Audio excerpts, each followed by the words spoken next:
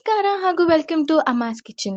ಇವತ್ತು ನಾವು ತುಂಬಾನೇ ರುಚಿಕರವಾದ ನಾಟಿ ಸ್ಟೈಲಲ್ಲಿ ಚಿಕನ್ ಸಾಂಬಾರ್ ಹಾಗೂ ಫ್ರೈ ಹೇಗೆ ಮಾಡೋದು ಅಂತ ನೋಡೋಣ ಬನ್ನಿ.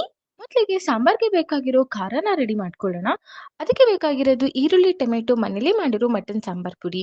ಈಗ ಒಂದು ಪಾತ್ರೆಗೆ ಎಣ್ಣೆ ಹಾಕಿ ಈರುಳ್ಳಿ ಟೊಮೆಟೊ ಹಾಕೊಂಡು ಫ್ರೈ ಮಾಡಿ ಅದು ತಣ್ಣಗಾದ ನಂತರ ಮಿಕ್ಸಿ ಜಾರ್ಗೆ ಹಾಕಿ 3 ಸ್ಪೂನ್ ಮಟನ್ ಸಾಂಬಾರ್ ಪುಡಿನ ಹಾಕಿ ರುಬ್ಬಿ ಪೇಸ್ಟ್ ಮಾಡಿ ಇಟ್ಕೋಬೇಕು.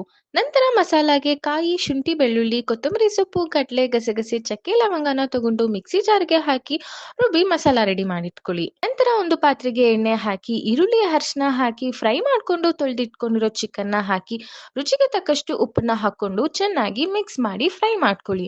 ಚಿಕನ್ ಚೆನ್ನಾಗಿ ಕುಕ್ ಆದ ನಂತರ ಅದಕ್ಕೆ ರುಬ್ಬಿಟ್ಕೊಂಡಿರೋ ಖಾರನ ಹಾಕಿ ಮಿಕ್ಸ್ ಮಾಡಿ ನೀರನ್ನ ಹಾಕಿ ಚೆನ್ನಾಗಿ ಬೇಯಿಸ್ಕೊಳ್ಳಿ. ಅದು ಬೆಂದ ನಂತರ ಚಿಕನ್ ಸೆಪರೇಟ್ ಆಗಿ ತೆಗೆದಿಟ್ಕೊಂಡು ರುಬ್ಬಿಟ್ಕೊಂಡಿರೋ ಮಸಾಲಾನ ಹಾಕಿ ಮಿಕ್ಸ್ ಮಾಡಿ ಚೆನ್ನಾಗಿ ಕುದಿಸ್ಕೊಂಡ್ರೆ ಸಾಂಬಾರ್ ರೆಡಿ ಆಗುತ್ತೆ. ಈಗ ಚಿಕನ್ ಫ್ರೈ ಮಾಡೋದಕ್ಕೆ ಶುಂಠಿ, ಬೆಳ್ಳುಳ್ಳಿ, ಪುದೀನ ಸೊಪ್ಪನ್ನ ಮಿಕ್ಸಿ ಜಾರ್ಗೆ ಹಾಕಿ ರುಬ್ಬಿ ಪೇಸ್ಟ್ ಮಾಡಿಟ್ಕೊಳ್ಳಿ.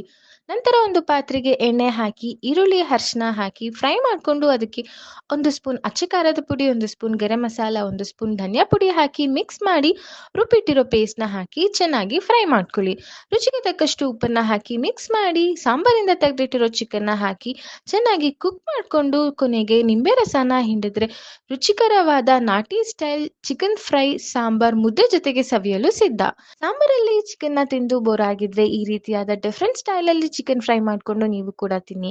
ಹಾಗೆ ಈ ವಿಡಿಯೋ ಇಷ್ಟ ಆದಲ್ಲಿ ಲೈಕ್ ಮಾಡಿ, ಶೇರ್ ಮಾಡಿ, ಕಮೆಂಟ್ ಮಾಡಿ, ನಮ್ಮ ಚಾನೆಲ್ನ ಸಬ್ಸ್ಕ್ರೈಬ್ ಮಾಡಿ. ಧನ್ಯವಾದಗಳು.